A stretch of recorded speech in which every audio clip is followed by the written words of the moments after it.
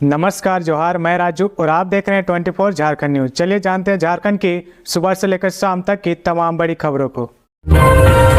शिक्षकों के ट्रांसफर के लिए आवेदन की तिथि बढ़ी, अब 22 सितंबर तक कर सकते हैं आवेदन। राज्य के वैसे शिक्षक जो इंटर डिस्ट्रिक्ट ट्रांसफर या केवल ट्रांसफर चाहते हैं, उनके पास अब भी आवेदन करने का मौका है। ऐसे शिक्षक 22 सितंबर तक आवेदन कर सकते हैं। स्कूली शिक्षा एवं साक्षरता विभाग की ओर से शिक्षकों के हस्तांतरण के लिए शर्तें निर्धारित की गई है। इस ट्रांसफर प्रक्रिया में वैसे शिक्षक ही शामिल हो सकते हैं जो संबंधित स्कूल में निर्धारित संख्या से अधिक हो। इसके अतिरिक्त दिव्यांग, महिला तथा गंभीर बीमारियों से ग्रसित शिक्षक भी आवेदन कर सकते हैं। विभाग की ओर से कहा गया कि वैसे शिक्षक का भी ट्रांसफर होगा जो पति पत्नी के सरकारी कर्मी होने के आधार पर एक ही जगह पदस्थापित होना चाहते हैं। विभाग द्वारा जारी संशोधित कार्यक्रम के अनुसार ऐसे शिक्षकों द्वारा ऑनलाइन आवेदन किए जाने के बाद जिला शिक्षा पदाधिकारी एवं जिला शिक्षा अधीक्षकों द्वारा डाटा का सत्यापन 23 सितंबर से 2 अक्टूबर तक किया जाएगा।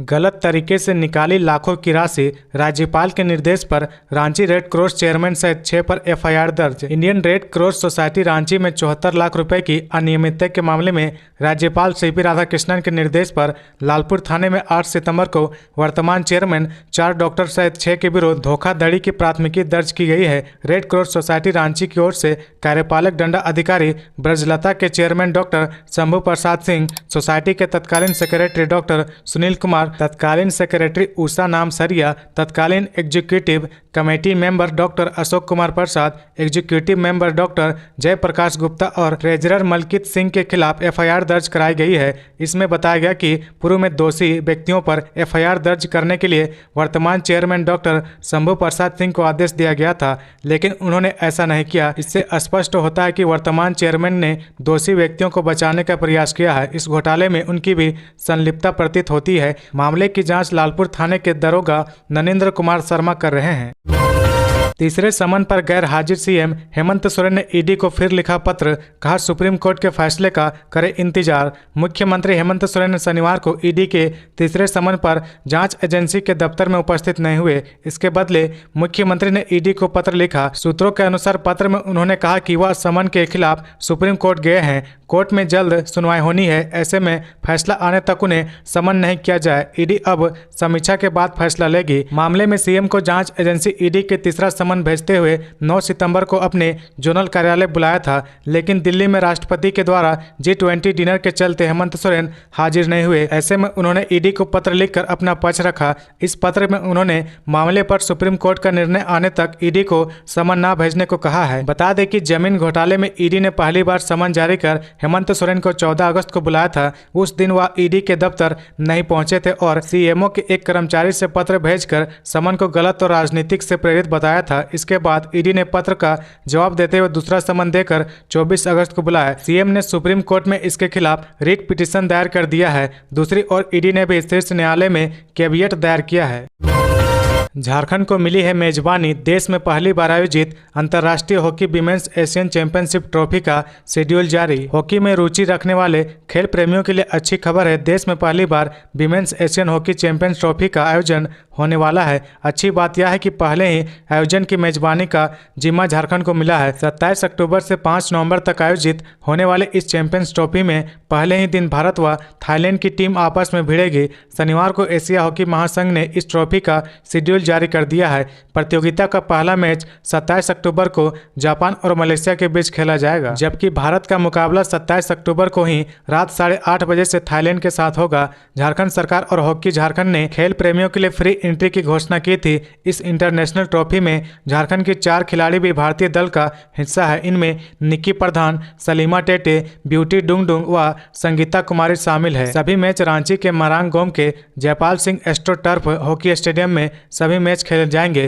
प्रतियोगिता में एशिया की टॉप 6 टीमें मेजबान भारत के साथ जापान, चीन, कोरिया, मलेशिया और थाईलैंड भाग ले रही है। प्रत्येक दिन 3 मुकाबले खेले जाने हैं। आगे बढ़ने से पहले अगर अभी तक आपने इस चैनल को सब्सक्राइब नहीं किया तो प्लीज सब्सक्राइब कर ले, जिससे आपको झारखंड की हर छोटी से बड़ी खबर की अपडेट आप तक पहुंचता रहे। महिला पर्यवेक्षिका के 444 पदों पर होगी नियुक्ति। 26 सितंबर से ऑनलाइन आवेदन होंगे शुरू। राज्य सरकार के महिला एवं बाल विकास विभाग में महिला पर्यवेक्षिका के 444 पदों पर नियुक्ति होगी। इन पदों पर नियुक्ति के लिए समाज शास्त्र या मनोविज्ञान या गृह विज्ञान में स्नातक उत्तीर्ण महिलाएं योग्य होंगी। विभाग की अनुशंसा मिलने के बाद झारखंड कर्मचारी चयन आयोग ने झारखंड महिला पर्यवेक्षिका प्रतियोगिता परीक्षा 2023 का विज्ञापन जारी कर दिया है। इस प्रतियोगिता परीक्षा में भाग लेने के लिए ऑनलाइन आवेदन 26 सितंबर से 25 अक्टूबर तक भरे जाएंगे। परीक्षा शुल्क भुगतान के लिए 27 अक्टूबर तक लिंक खुला रहेगा। 29 अक्टूबर तक फोटो व हस्ताक्षर अपलोड होंगे। ऑनलाइन आवेदन में किसी प्रकार का संशोधन 31 अक्टूबर से 2 नवंबर तक हो सकेगा। इस प्रतियोगिता परीक्षा में भाग लेने के लिए न्यूनतम आयु की गणना 1 अगस्त 2023 तथा अधिकतम आयु की गणना 1 अगस्त 2019 से की जाएगी।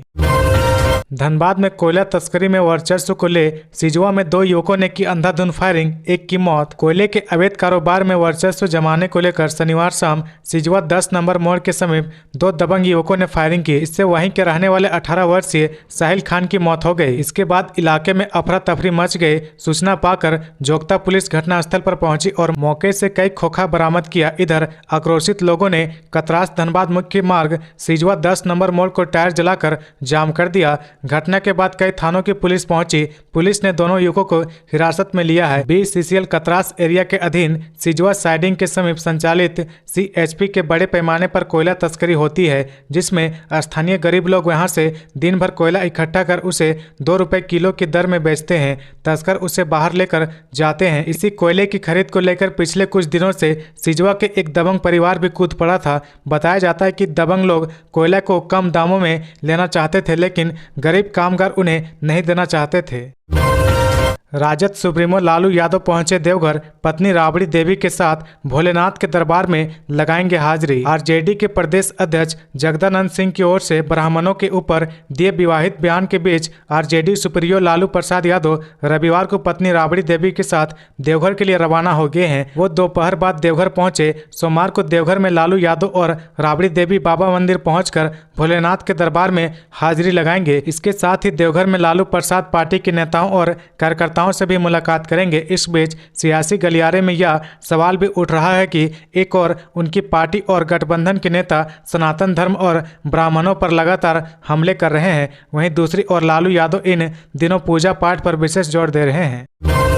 बोकारो सेक्टर 12 में भरा कर गिर गई ब्लॉक की सीढ़ी। दहशत के बीच सुबह होने का इंतजार करते रहे लोग। बोकारो स्टील के सेक्टर 12 स्थित एक आवास के ब्लॉक की सीढ़ी अहले सुबह लगभग 4:30 बजे भरा कर गिर गई। इसके बाद इस ब्लॉक में रहने वाले लोग दहशत के बीच सुबह होने का इंतजार करते रहे। इसकी सूचना बोकारो स्टील प्रबंधन को दी गई। उसके बाद बोकारो स्टील के फायर ब्रिगेड और CRCF की टीम मौके पर पहुंची और इस ब्लॉक के आवास संख्या 1018 से 1024 में रहने वाले 21 लोगों को रेस्क्यू कर बाहर निकाला गया।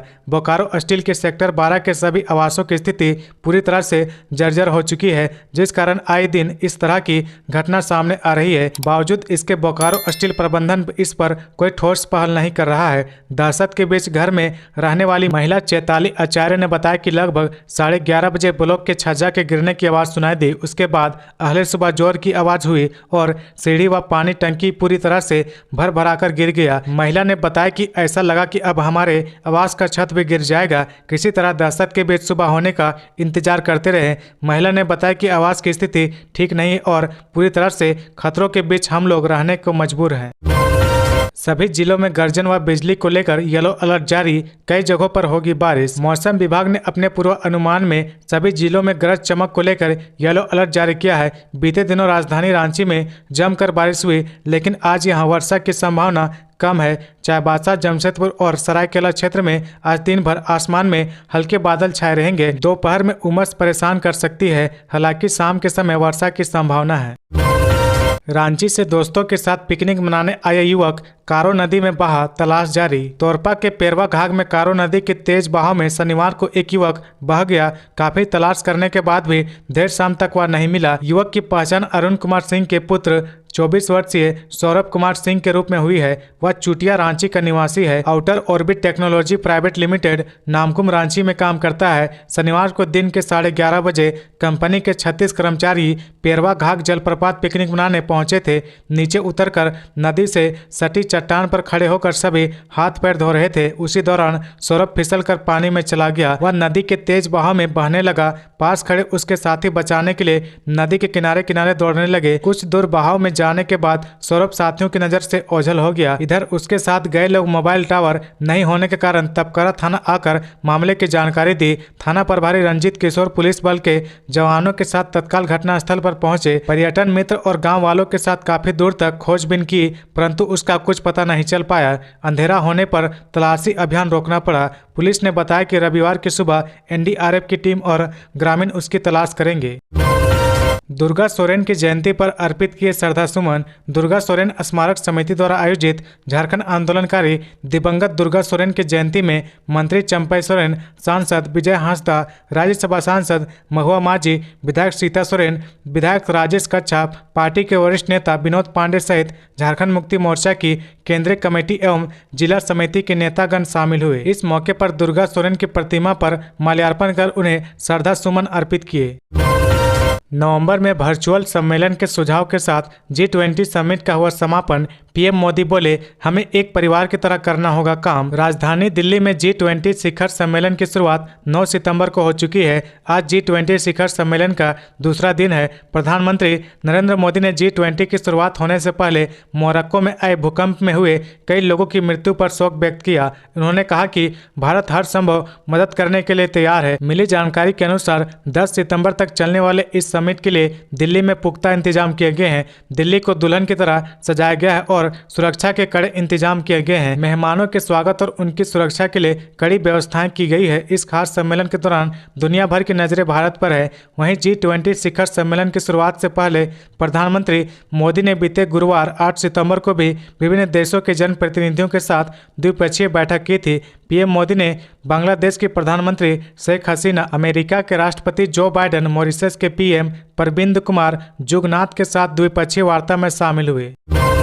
बाबूलाल मरांडी ने फिर किया सोरेन सरकार पर प्रहार। कहा, हेमंत सरकार को हटाना है, सुशासन लाना है। भाजपा की संकल्प यात्रा शनिवार को हजारीबाग पहुंची। यहां जिला स्कूल मैदान में आयोजित जनसभा को संबोधित करते हुए भाजपा के प्रदेश अध्यक्ष बाबूलाल मरांडी ने कहा कि झारखंड से हेमंत सोरेन की सरकार को हटाना है और 4 वर्षों में सरकार ने चुनावी घोषणा पत्र में किए गए वादों को पूरा नहीं किया है। भाजपा कार्यकर्ता में नई ऊर्जा की संचार संकल्प यात्रा से हो रहा है। जेएमएम कांग्रेस सरकार को हटाने के लिए संकल्प यात्रा लेकर निकले हैं। हेमंत सरकार ने जनता को दिग्भ्रमित कर सत्ता हासिल किया है। बाबूलाल ने कहा कि झारखंड में भाजपा की सुशासन वाली सरकार बनानी है। कहा कि झारखंड में चोरी, लूट, हत्या की घटना लगातार हो रही है। बहु बेटियां भी सुरक्षित नहीं है। पुलिस सुरक्षा व्यवस्था बनाने की बजाय वसूली में लगी हुई है। खनिज संपदा की लूट हो रही है। यह अपील करने आए हैं कि झारखंड को अपराध मुक्त बनाना है। सभा को सांसद जयंत सिन्हा ने भी संबोधित किया। उन्होंने कहा कि हेमंत हटाओ, झारखंड बचाओ का संकल्प कार्यकर्ता ले। जेएमएम कांग्रेस की सबसे विफल सरकार इस राज्य में है। तो ये थी आज की झारखंड की टॉप बड़ी खबरें। इसी तरह झारखंड की हर छोटी सी बड़ी खबर देखने के लिए आप हमारे चैनल 24 झारखंड न्यूज को सब्सक्राइब करके बेल आइकन प्रेस कर ले, जिससे आपको झारखंड की हर छोटी सी बड़ी खबर की अपडेट आप तक पहुंचता रहे। तो आज के लिए बस इतना ही। हमें दीजिए इजाजत, फिर मिलते हैं नेक्स्ट न्यूज में।